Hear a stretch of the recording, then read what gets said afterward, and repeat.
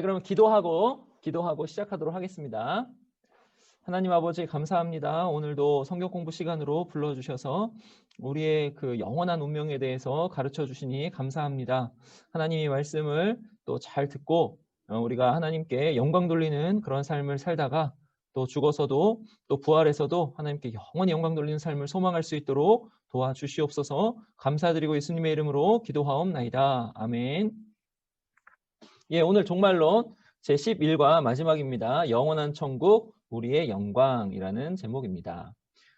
오늘 11과에 가기 전에 먼저 지난 시간에 최후 심판에서 그림 하나를 넣었는데 안 다룬 게 있어가지고 좀 다루도록 할게요.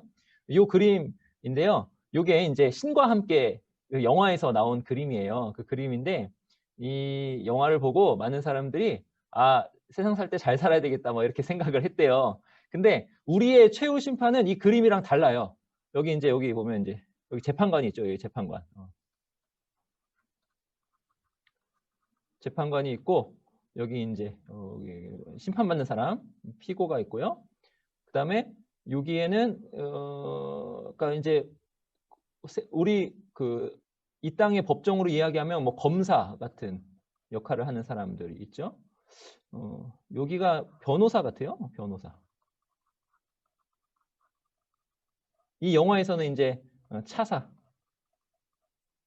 차사로 나오는데 저승사자예요. 저승사자가 이제 변호사 역할을 하더라고요. 여기가 이제 피고가 되겠죠. 그래서 이 영화에서는 어떻게 그렸냐면은 요거를 이 땅 법정, 이 땅의 법정과 거의 똑같이 그려놨어요. 최후 심판을. 그래서 이제 이게 최후 심판이랑 다른 점이 뭔지를 잘 구분하셔야 돼요. 최후 심판은 요것처럼 사람이 딱 죽어서 받는 건 아니라고 그랬죠? 최후 심판은 언제 받는다고 그랬어요? 예수 그리스도께서 재림하셔서 모든 민족, 모든 사람들 그리고 천사들까지도 다 이렇게 있는 데서 받는다. 이게 최후 심판이라고 그랬습니다. 그래서 요거 하나 다르죠? 여기서 죽으면 받는 게 아니다.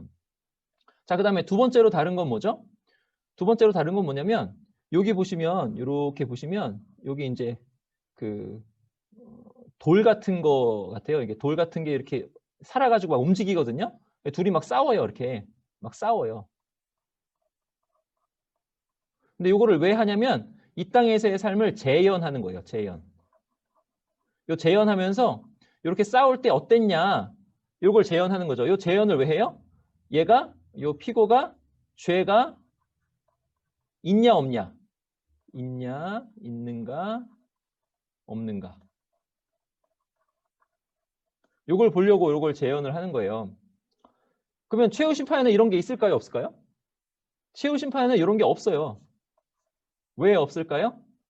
재판관이신 주 예수 그리스도 그리고 우리 하나님께서는 이런 거를 하실 필요가 없어요.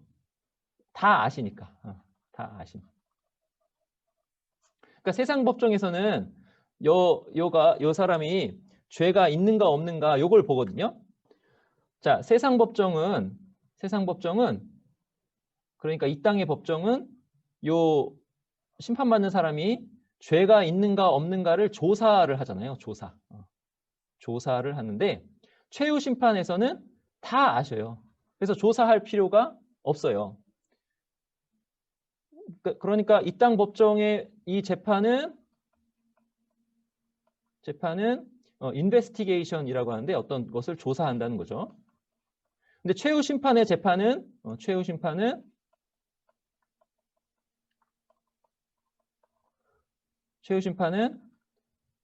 나타냄이에요. 나타냄. 어떤 선포의 역할이 강해요. 선포. 무슨 선포냐면 하나님이 정말로 옳으시다. 이런 선포예요. 그래서 이런 식의 최후 심판에 대한 생각을 버리셔야 돼요. 그래서 제가 이 그림을 가져와서 이것이 최후 심판과 다른 점을 지난 시간에 설명을 드리려고 했는데 시간이 없어서 못했습니다. 그래서 이거를 이번 시간에 다시 하는 거예요. 최후 심판에 대해서 잘 정리하셔요. 자, 보세요. 최후 심판의 목적은 뭐냐면 그렇게 공적인 심판이 있다라고 우리가 생각하면 우리가 어떻게 되냐면 우리의 모든 삶에 책임 의식을 갖게 되는 거예요.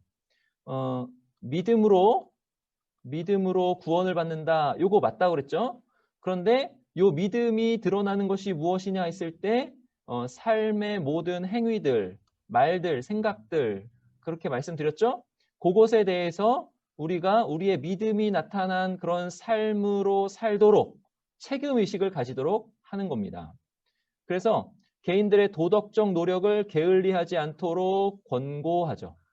우리는 게으를 수가 없는 게 믿음 있는 사람은 최후 심판을 염두에 두고 살기 때문에 하나님께서 나에게 주신 그 임무가 무엇인가, 나의 자리에 사명이 무엇인가를 항상 생각하며 살 수밖에 없다. 이것을 계속 말씀드렸어요.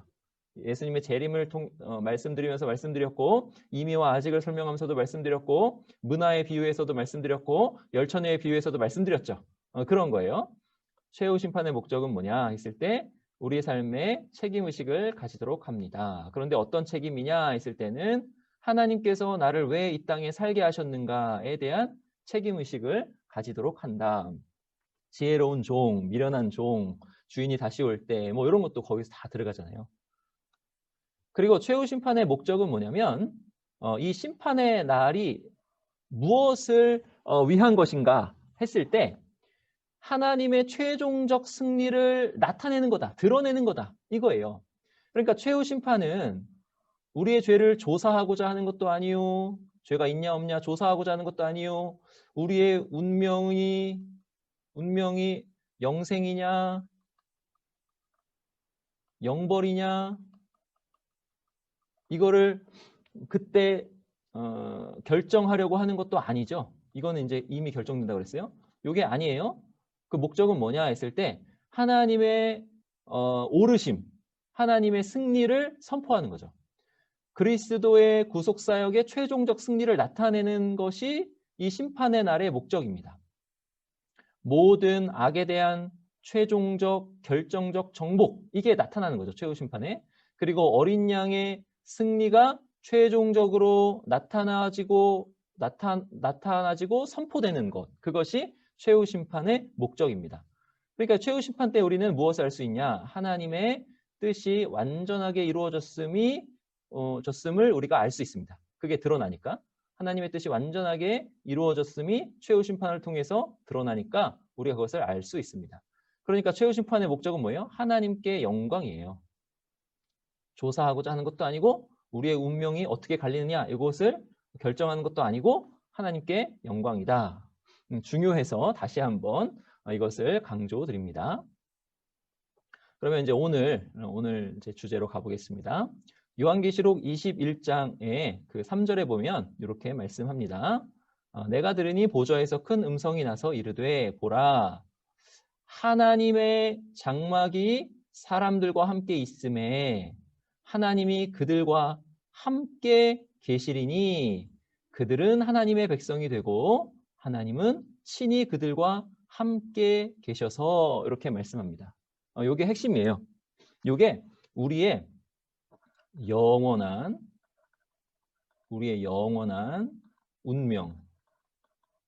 운명을 잘 나타내주는 그 핵심 말씀입니다. 우리의 영원한 운명은 뭐예요? 하나님께서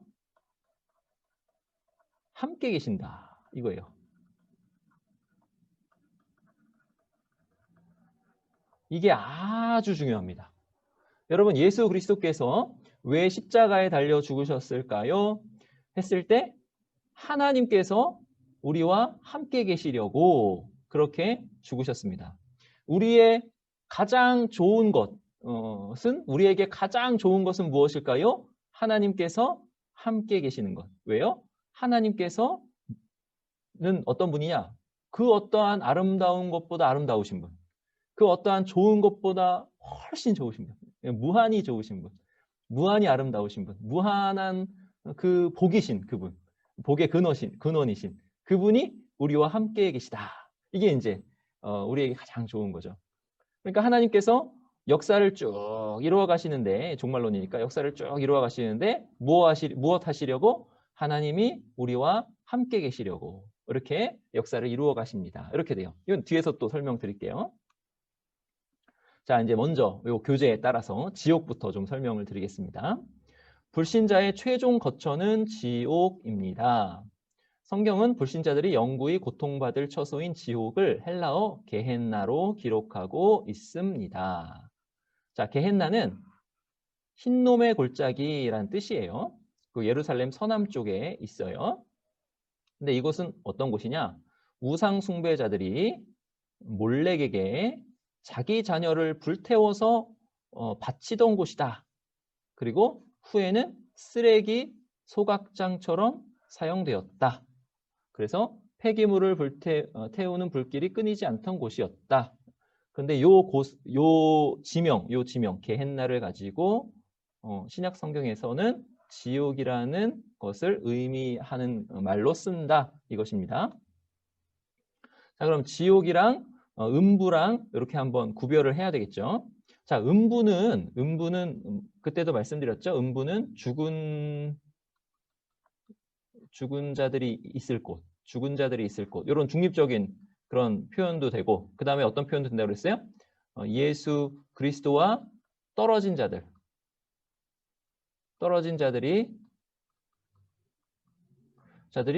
고통 가운데 있을 곳, 그들의 중간 상태. 요 두 가지 뜻을 가져왔죠. 음부. 요게 구약으로는 스올이라고 했고, 히브리어로는 스올, 그 다음에 헬라어로는 하데스라고 했어요. 하데스. 요 음부에 반대되는 말은 뭐라고 했죠? 낙원.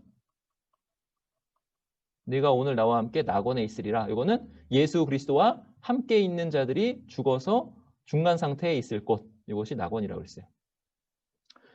그러니까 요 음부는 지옥과 다르게 중간 상태에 있을 곳이에요. 중간 상태.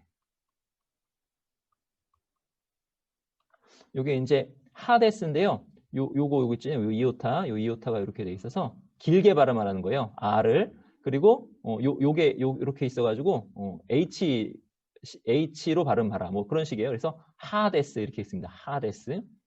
그래서 요 하데스는 뭐냐? 알파가 이제 맨 앞에 있는 요 알파가 없다라는 뜻이고, 요게 에이도 해가지고 본다라는 뜻이거든요.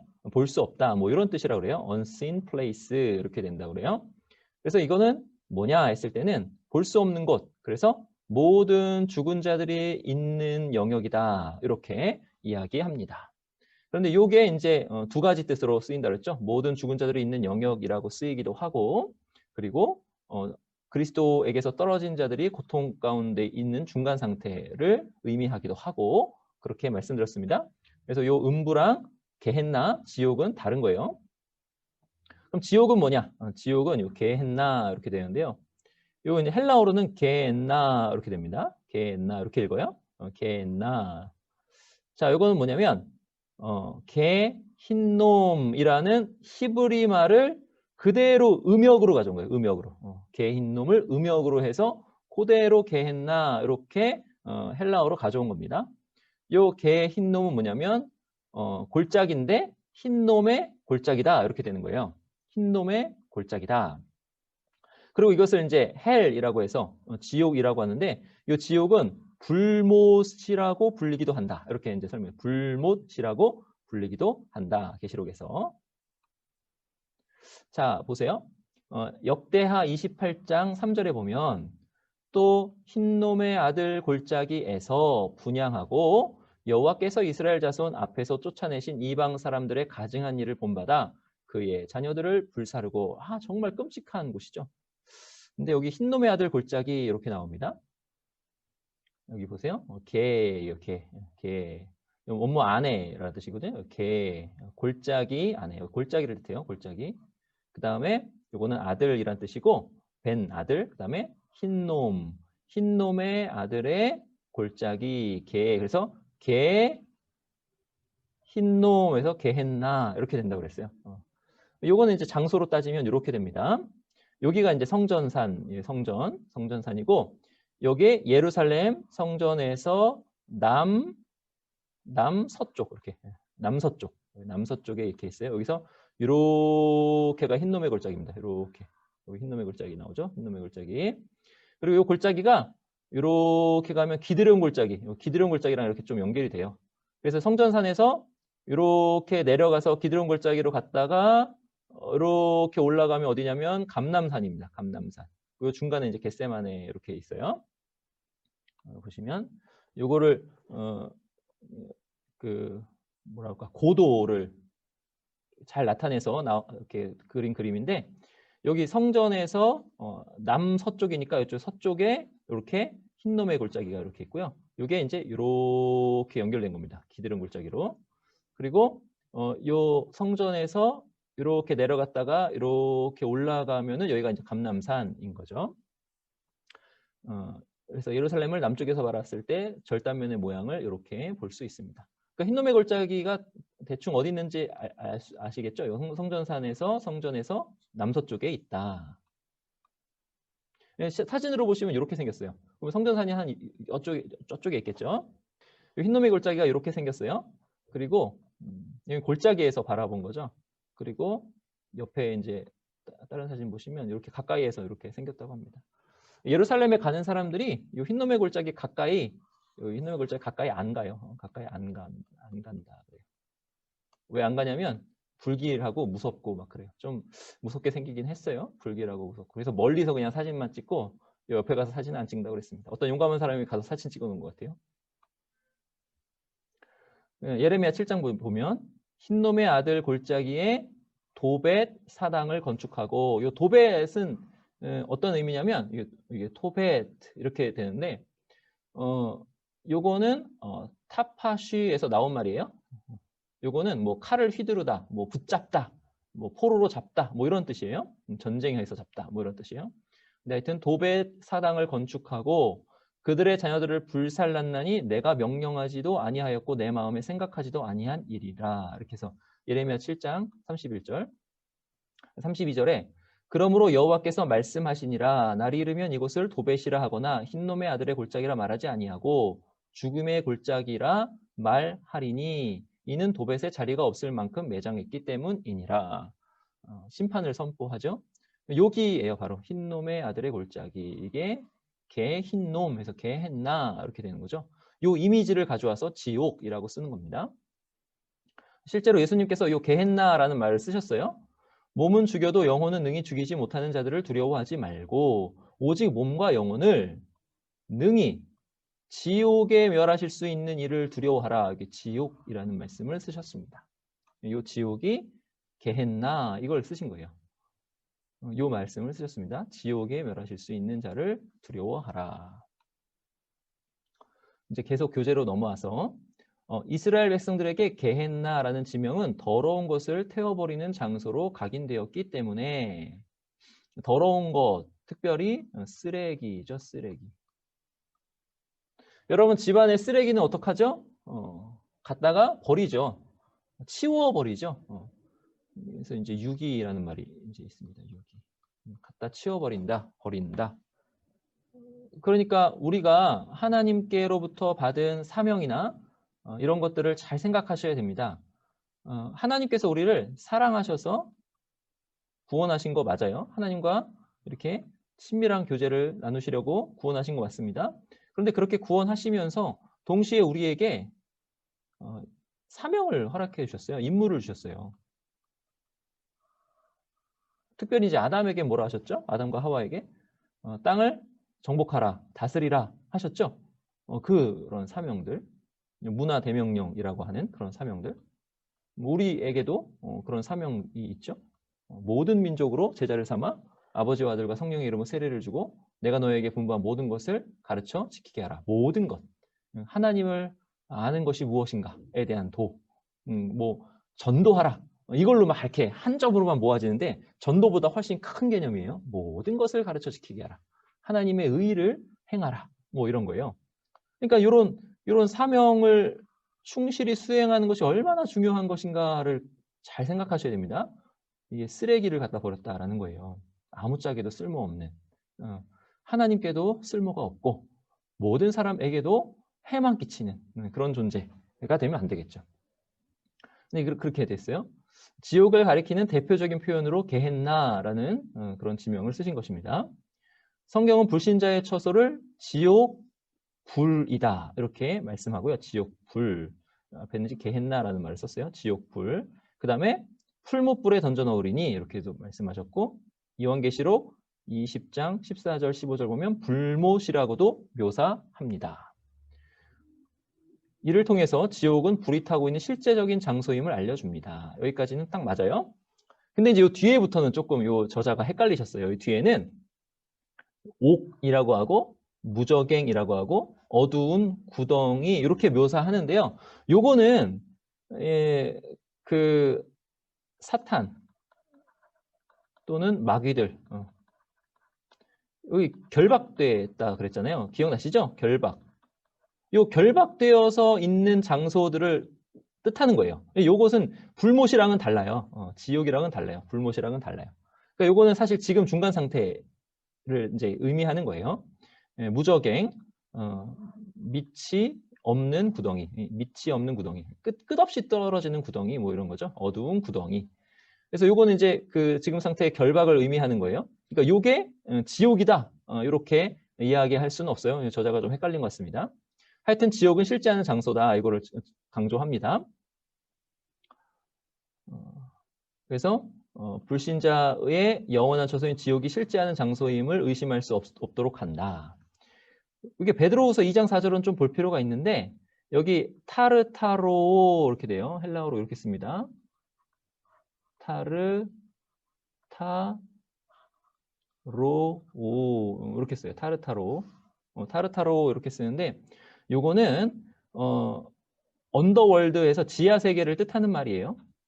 베드로후서 2장 4절 지하 세계를 뜻하는 말이에요. 그래서 요거는 지옥으로 던져 넣다 뭐 이런 건데 사실 원래 뜻은 뭐냐면 여기 지하예요. 지하. 지하의 아비스 하면은 그 무저갱이라고 했죠. 무저갱. 지하의 심연, 무저갱 이것을 뜻합니다. 그래서 이제 예비된 곳이다. 이렇게 돼요. 베드로서 2장 4절만 볼게요. 하나님이 범죄한 천사들을 용서하지 아니하시고 지옥에 던져 어두운 구덩이에 두어. 그럼 이 말은 무슨 뜻이에요? 지금이잖아요. 지금. 근데 최후 심판의 지옥은 언제 일어난다고 그랬죠? 불못에 다 던져놓는다고 그랬잖아요. 그러니까 요거는 지금이라서 지금 결박된 상태를 이야기하는 거예요. 심판 때까지 지키게 하셨으면. 헷갈리시면 계속 돌려서 보시기 바랍니다. 불신자는 지옥에서 영원한 형벌을 받습니다. 앞서 살펴본 지옥불이란 말씀을 통해 불신자는 극렬하고 무서운 신체적 고통을 받게 될 것을 짐작하게 됩니다.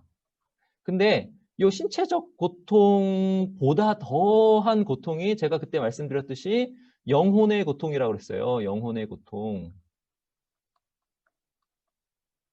어떤 영혼의 고통이죠? 아, 내가 예수 그리스도를 받아들이고 믿을 걸. 그때 전도의 그 말씀을 듣고 예수님을 정말 잘 믿을 걸. 정말 마음에 받아들일 걸. 내가 착각하지 말 걸. 뭐 이런 걸 수도 있어요. 이런 걸 수도 있고 하여튼 그런 영혼의 고통. 이게 크니까 이를 갈며 울게 된다라고 하잖아요. 얼마나 그 고통이 심하면 신체적 고통도 굉장할 겁니다. 굉장히 무서울 건데 우리는 이것만 생각하는 경향이 있어요. 근데 그것보다 훨씬 더한 고통이 영혼의 고통일 겁니다. 그러니까 우리가 지금 사는 이 땅의 삶을 얼마나 깨어 있으면서 하나님을 생각하며 살아야 할까를 생각해 보세요. 신자는 천국에서 영원히 즐거움을 누리게 되는 반면 불신자는 하나님 말씀에 불순종하는 죄악된 삶을 살았을 뿐 아니라 끝까지 복음을 거절한 대가로 그러니까 이것을 후회하는 영혼의 고통인 거죠. 이것을 후회하는 끝없는 영혼의 고통. 대가로 지옥에서 영원히 고통받게 됩니다.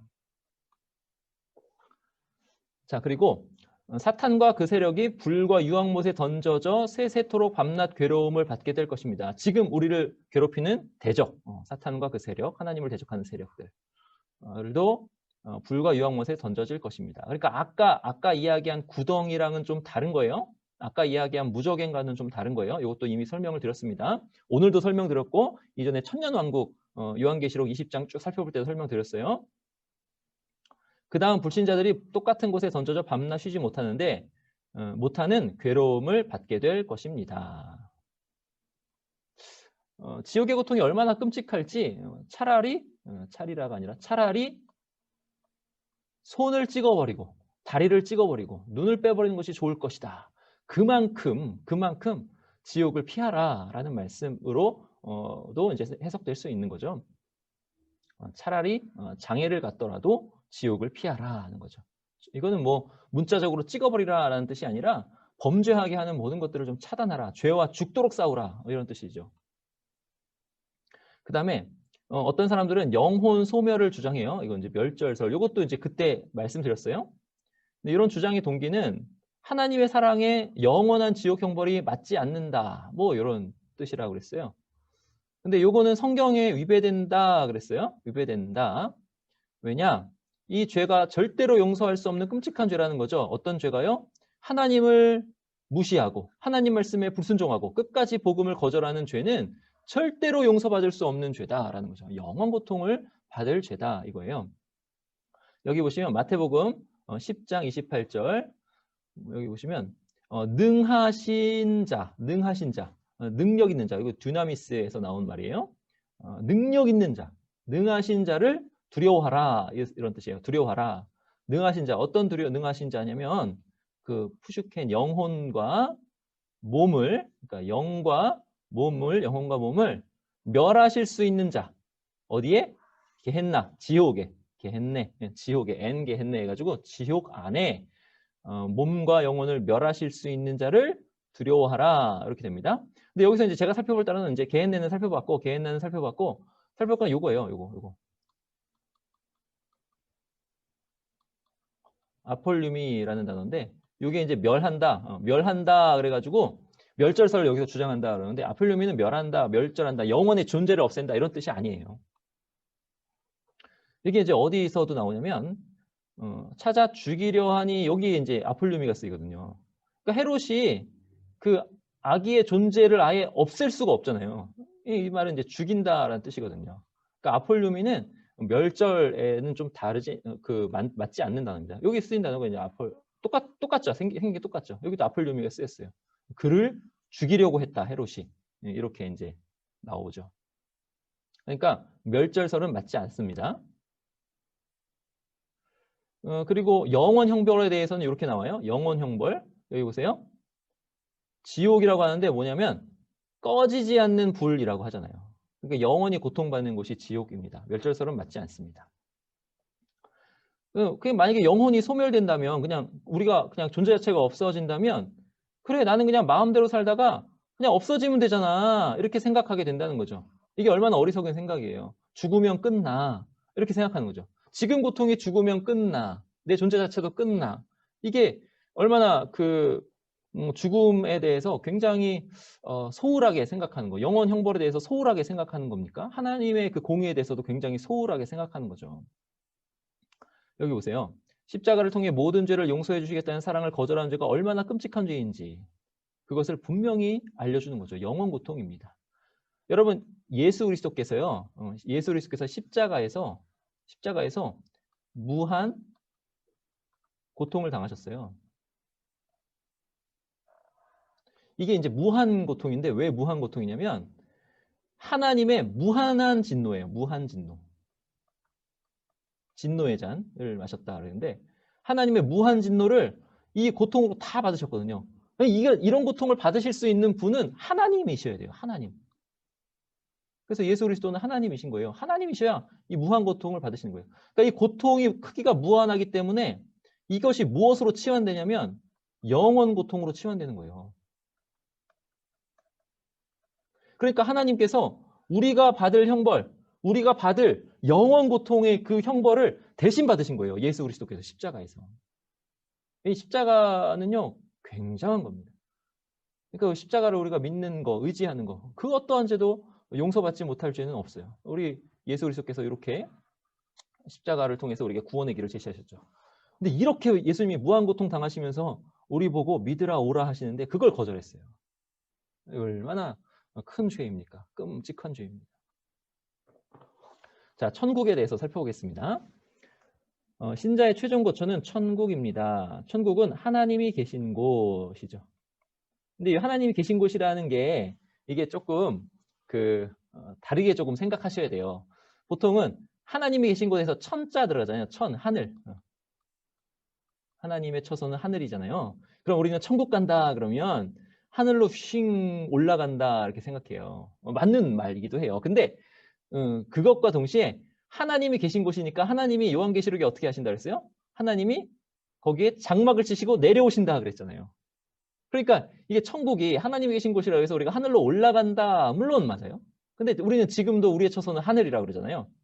그 말도 맞지만 하나님께서 땅으로 내려오신다. 우리와 함께 계신다. 이렇게 이제 말씀해요. 이 두 가지를 잘 생각하셔야 돼요. 하여튼 천국은 하나님께서 계신 곳입니다. 성도들의 영원한 처소입니다. 이 말에 있어서 우리가 하늘로 올라간다. 이것만 생각하시면 안 돼요. 뒤에 계속 설명할게요. 지옥이 실제하는 장소이듯 천국도 신자들이 영원히 거주할 실제의 장소입니다. 예수님께서는 부활하신 육체의 모습을 가지신 채 하늘로 올려주셨습니다. 육신의 몸을 입고 올라가신 바로 그곳에 제자들을 위해 거처를 마련해 주실 것을 약속해 주셨습니다. 내가 거처를 예비하러 가노니 이렇게 말씀하셨죠. 우리도 이제 육체로 부활하게 될 것이고요. 그리고 천국에 있게 될 것입니다. 부활하신 자들이 거할 것을 당연히 실제하는 장소이어야 합니다. 그러니까 지금 저자가 계속 강조하는 건 뭐냐면 지옥도 천국도 실제하는 장소다. 실제한다. 실제한다. 이걸 이제 강조하는 거예요. 성경은 성도들이 최종적으로 거처할 천국을 이 땅과 같이 실제하는 장소임을 알리기 위해 새하늘과 새 땅이라는 표현을 하고 있습니다. 계속 이제 실제하는 장소다. 그러니까 우리가 천국에 대해서 너무 막연하니까 막연함. 이것을 조금 깨뜨리려고 이제 계속 강조하는 것 같아요. 근데 여기 새하늘과 새 땅이라는 표현은 굉장히 뭐라 그럴까? 되게 깊은 표현입니다. 이것을 좀 살펴보겠습니다. 이 새하늘과 새 땅이 어디 나오냐면 요한계시록 21장에도 나오고 이사야서에도 나오고 많이 나와요. 근데 여기 보세요. 1절에 또 내가 새 하늘과 새 땅을 보니 베드로 후서에도 나와요. 처음 하늘과 처음 땅이 없어졌고 바다도 다시 있지 않더라. 이렇게 새 하늘과 새 땅이라는 표현이 나오죠. 새 하늘과 새 땅. 요거를 이제 신천지가 가져가서 신천신지해서 신천지 이렇게 하는데요. 아주 이 좋은 말을 그냥 빼앗겨 버렸어요. 신천지라는 좋은 말을 빼앗겨 버렸어요. 그래서 새하늘과 새 땅이라고 합시다. 새하늘과 새 땅. 이 새하늘과 새 땅 여기서 중요한 게 뭐냐면 또 내가 보면 거룩한 성 새 예루살렘이 하나님께로부터 하늘에서 내려오니 이 거룩한 성 새 예루살렘은 새롭게 단장한 교회를 뜻합니다. 완전히 회복된 교회. 그 준비한 것이 신부, 교회가 신부예요. 우리가 생각할 때 우리 각자 개인들이 예수님의 신부다 이렇게 생각할 수 있는데 그게 아니에요. 전체 교회가, 온 우주적 교회, 전체 교회가 예수님의 신부입니다. 신부가 남편을 위하여 단장한 것 같더라. 내가 들으니 보좌에서 큰 음성이 나서 이르되 보라. 아주 중요한 말씀이에요. 보라. 우리의 시선을 확 끄는 말씀. 보라. 하나님의 장막이 사람들과 함께 있음에 여기 아주 중요하다 그랬죠. 그러니까 우리가 천국 간다 해서 하늘 어딘가에 이렇게 영묘한 곳에 이렇게 있고 물론 하늘에 있는 거 맞아요. 근데 그런 것만이 아니라 지금 보시면 새 예루살렘이 내려와요. 그리고 또 보시면 하나님의 장막이 사람들과 함께 이렇게 있게 돼요. 여기 새 하늘과 새 땅이다 이렇게 얘기한다는 거죠. 그래서 하나님이 그들과 함께 계시리니 그들은 하나님의 백성이 되고 하나님은 친히 그들과 함께 계셔서 이거는 언약적 표현이죠. 언약적 표현. 구약에서부터 계속 나오는 언약적 표현입니다. 근데 하여튼 하나님이 내려오신다 이런 표현. 자 보세요. 그래서 새하늘과 새 땅 요견하면서 우리가 살펴봐야 될 게 뭐냐면 우리는 하늘에 있을 것인가 땅에 있을 것인가. 이거 어떻게 생각하세요? 하늘에 있을 것 같아요? 땅에 있을 것 같아요? 근데 성경을 보니까 하늘이 땅에 임합니다. 와 이게 얼마나 멋있는 그림인지 몰라요. 방금 살펴본 요한계시록 21장 3절, 그다음에 이사야 11장 9절, 고린도전서 15장 28절, 마태복음 6장 10절 이거 다 살펴볼 거예요. 그리고 지금 땅 보면 성경의 땅에 대한 약속에서 이사야 11장 보면은 여기는 이제 살펴볼 거예요. 그래서 이런 것들을 쭉 살펴보면 아 지금 내가 거하는 요 땅도 굉장히 중요하구나. 이걸 아셔야 돼요. 땅도 굉장히 중요하구나.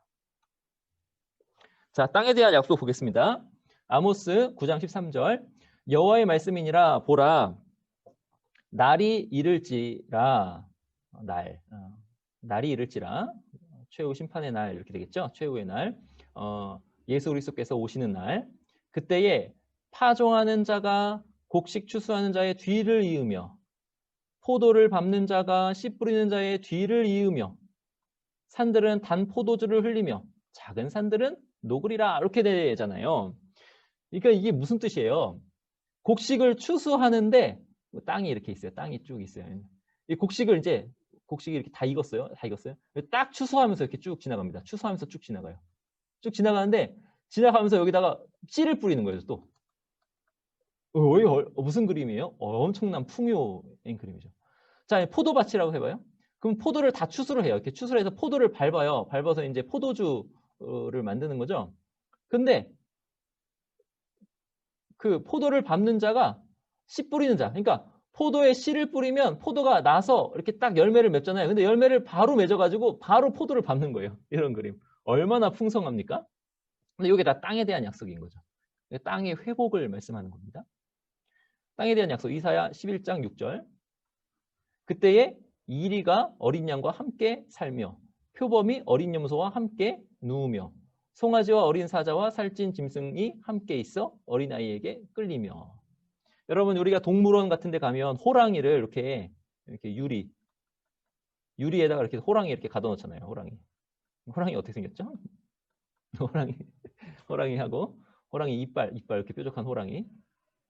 꼭 새처럼 됐는데 이빨 뾰족한 호랑이 이렇게 모르겠습니다. 하여튼 호랑이 그림 솜씨가 없어서 이렇게 하여튼 이렇게 그리고 호랑이가 될 수 있고 유리에다 이렇게 놓고 사람이 여기서 이렇게 쳐다보잖아요. 근데 우리 사람은 기본적으로 우리가 얘가 아무리 힘이 세다 그래서 우리가 이 호랑이 아래에 있다 생각하지 않죠. 우리 호랑이 어떻게 생각해요? 얘들 노는 거 보면 귀엽다 이렇게 생각하죠. 귀엽다.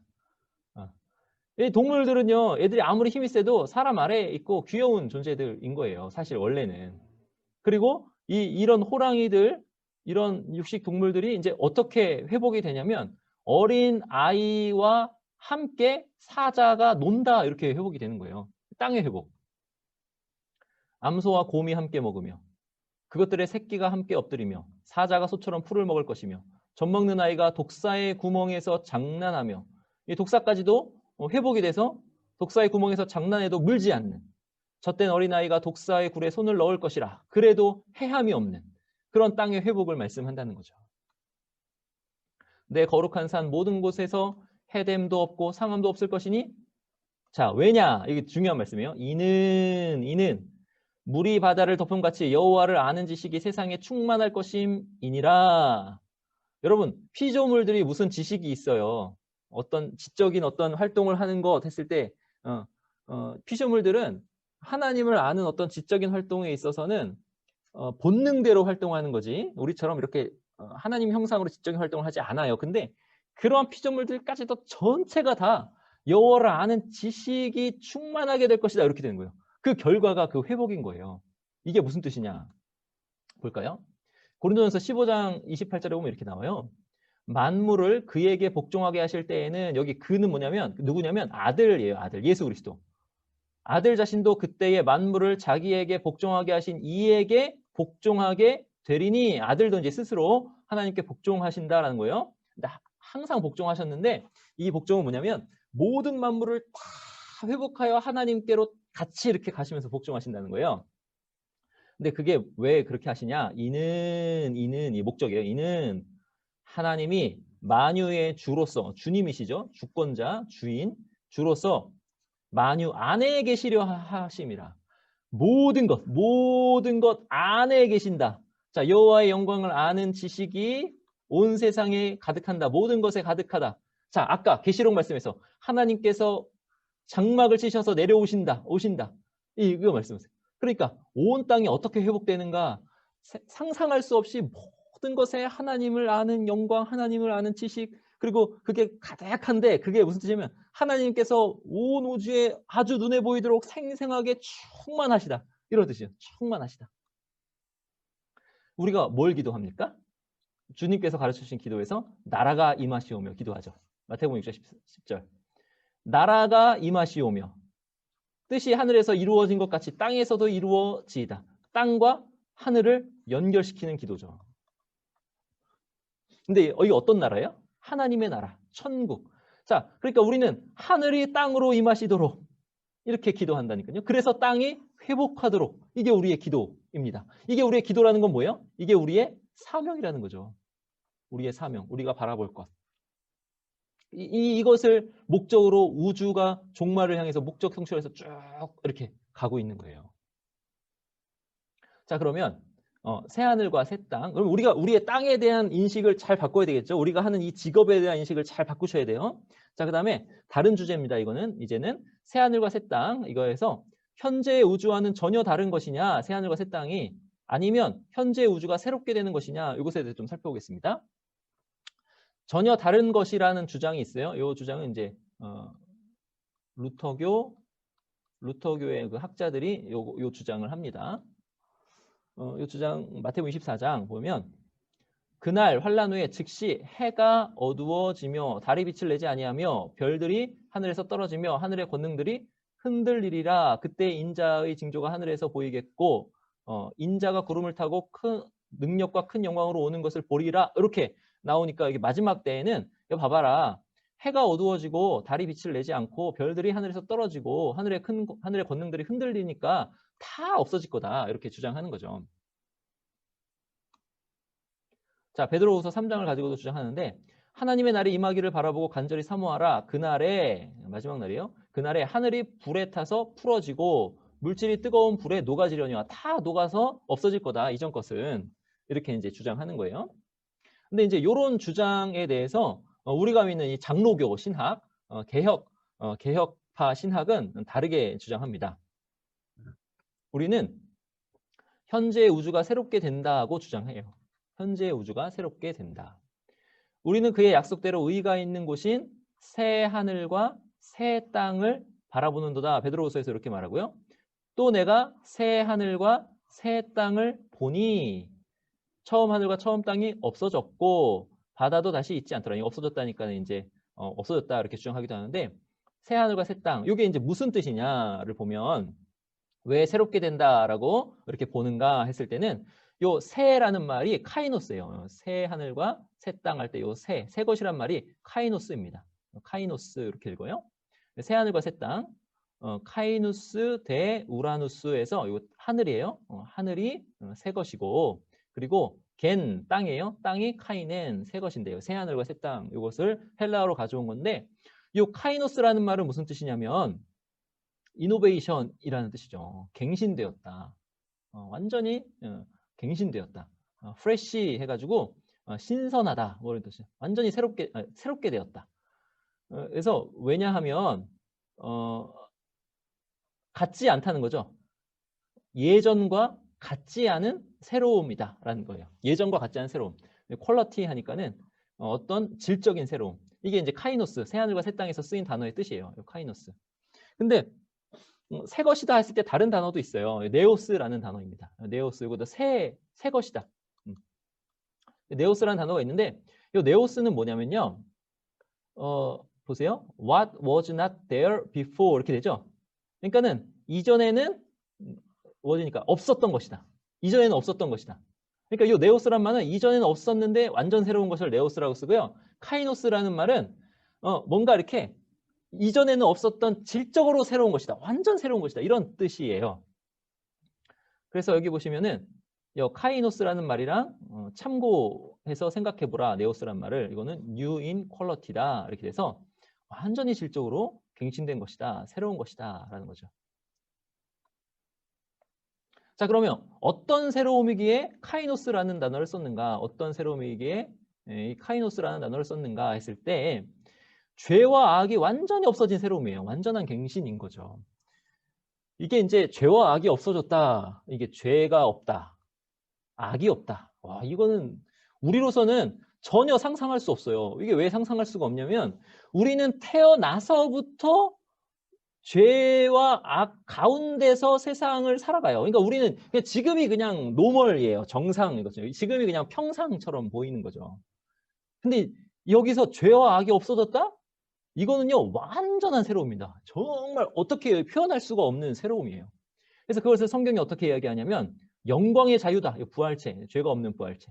영광의 자유다 이렇게 표현해요. 하나님께서 만유 안에 눈에 보이도록 충만하게 계신다. 어떻게 이렇게 될 수 있어요, 여러분? 어떻게 이렇게 될 수 있죠? 하나님은 죄와 함께 계실 수 있으세요, 없으세요? 죄와 함께 계실 수 없으시죠? 그러니까 지금 이때에는 하나님께서 온 우주의 만유 안에 충만하게 눈에 보이도록 계실 수가 없으시죠. 근데 하나님께서 온 우주에 충만하게 계십니다. 근데 어떻게 계시냐면 눈에 보이게 계시지 않으시고 어떻게 계시냐면 예수 그리스도 안에 계시는 거예요. 왜 그게 돼요? 예수 그리스도 안에서 죄가 다 사해지니까 예수 그리스도 안에서 하나님께서 온 우주에 충만하게 계시는 거죠. 근데 이게 어떻게 되는 거냐면 예수 그리스도께서 죄와 악을 최후 심판을 지나면서 이렇게 완전히 다 멸하시고 그것을 다 완전하게 회복시키셔서 하나님 앞에 이렇게 딱 복종시키실 때 하나님께서 만유에 온전히 충만하게 계시는 거죠. 그게 천국의 극치인 거예요. 이게 조금 이해가 아마 이해가 안 되실 거예요. 왜 안 되냐면 상상이 안 되니까. 죄와 악이 없는 게 우리는 상상이 안 되거든요. 근데 하여튼 그것을 가리키는 새로움이에요. 말씀으로 좀 설명을 드리면 로마서 8장에 보시면 21절에 그 바라는 것은 피조물도 썩어짐의 종노릇한 데서 해방돼요. 여기 보세요. 썩어짐의 종노릇. 이 썩어짐의 종노릇을 우리는 지금 정상처럼 바라보고 있어요. 이게 정상인 것 같아요. 우리는 막 죄가 있고 막 늙고 막 이렇게 그렇게 하는 게 정상이 아닌 것 같으면서도 뭔가 우리가 그 이상의 것을 본 적이 없으니까 그런 상태예요. 근데 여기서 해방되어 하나님의 자녀들의 영광의 자유에 이르는 것이니라. 하나님의 자녀들의 영광의 자유, 부활의 몸을 입은 그 하나님의 자녀들이 모든 피조물들을 섬겨서 그 영광의 자유에 이르는 것. 그 영광의 자유는 뭐예요? 하나님께서 만유 가운데 계시는 것. 뭐 이런 거죠. 피조물이 다 이제까지 함께 탄식하며 함께 고통을 겪고 있는 것을 우리가 아느니라. 그때 말씀드렸습니다. 요 탄식, 뭐 고통인데 요 탄식이라는 말이 뭐라 그랬죠? 요 탄식이라는 말? 만삭이 되어서 아이가 나오기 전에 아이고 배야, 아이고 배야. 해산의 탄식이라고 했습니다.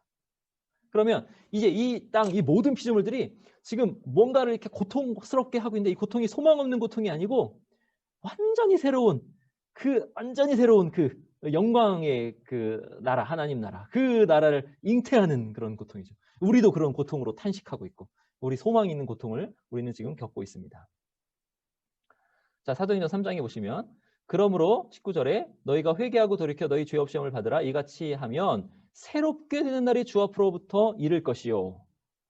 새롭게 되는 날 주 예정하신 그리스도 예수를 보내시리니 재림이죠. 이게 뭐예요? 하나님이 영원 전부터 거룩한 선지자 입을 통해 말씀하신 바 만물을 회복하실 때까지 하늘이 마땅히 그를 받아들이라. 이 회복 어떤 회복이에요? 여호와의 영광을 아는 지식이 가득한 것. 모든 피조물이 가득한 것. 하나님께서 만유 가운데 계시는 것. 그런 거죠. 그래서 이 땅의 고통은요. 이 땅의 고통은 우리에게는 해산의 고통입니다. 그러니까 이 고통은 장차 우리에게 영광과 좋게 비교할 수 없도다라는 거죠. 근데 이 영광은 엄청난 영광이에요. 엄청난 영광. 아이를 낳은 그 기쁨과는 비교도 할 수 없이 훨씬 큰 그런 영광입니다. 앞에서 설명한 것들. 자, 이제 천국, 이제 새 땅을 이제 그 묘사하는데 없는 것들이 이렇게 쭉 기록되어 있습니다. 죽음과 슬픔이 없고요. 사별의 슬픔도 없고요. 그 다음에 질병과 고통이 없고요. 죄와 저주가 없습니다. 이런 거 다 없습니다.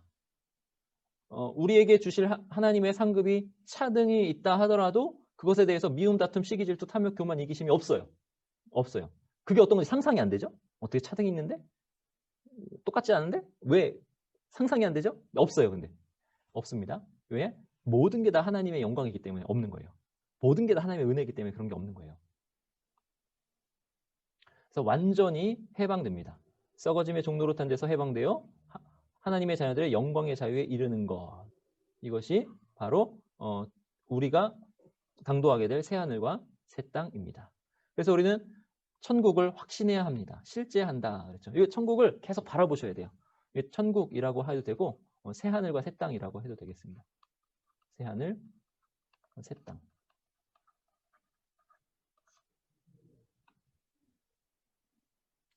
자, 이 천국에 대해서 확신을 하시는데 환난과 핍박 가운데서도 주를 사랑하시고 그를 위하여 사시기 바랍니다. 그러면 존귀와 영광으로 옷 입는 때가 반드시 옵니다. 예수님께서 진실로 속히 오리라 라고 말씀하셨어요. 자, 영생은 영원히 사는 것입니다.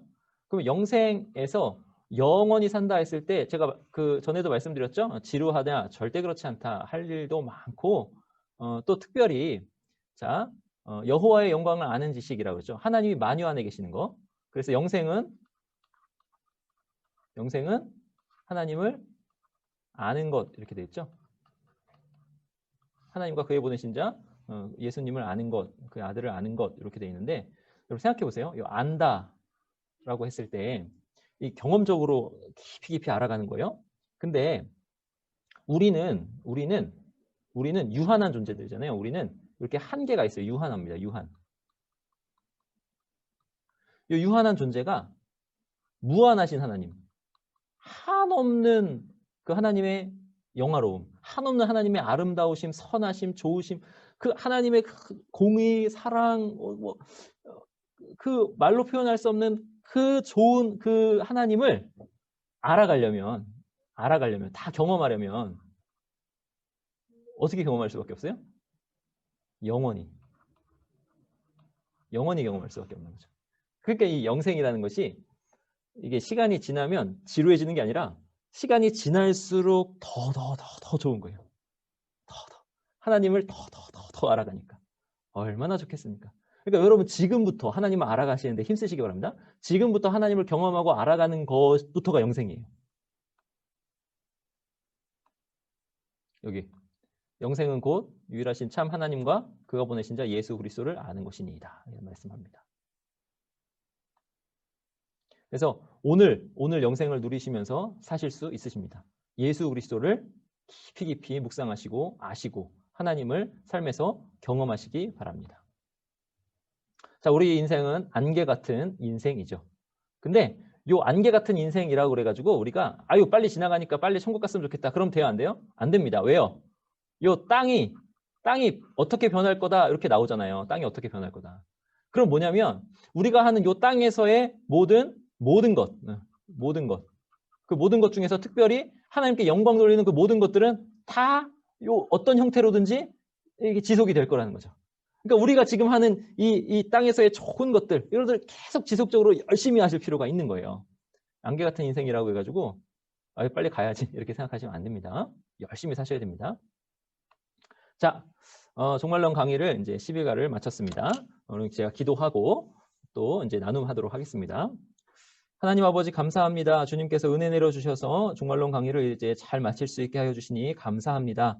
여러 가지 말씀들로 이렇게 말씀을 살펴보고 공부를 하였는데 하나님 이것이 별로 들어보지 않은 것들이라서 참 낯설고 또 개념을 잡기가 참 어렵습니다. 하나님께서 지혜 주셔서 하나님 우리가 또 이 개념을 잘 잡을 수 있도록 도와주시고 생각하면서 깨닫게 하여 주셔서 이것이 우리 삶에 잘 녹아질 수 있도록 도와주시옵소서. 감사드리고 예수님의 이름으로 기도하옵나이다. 아멘.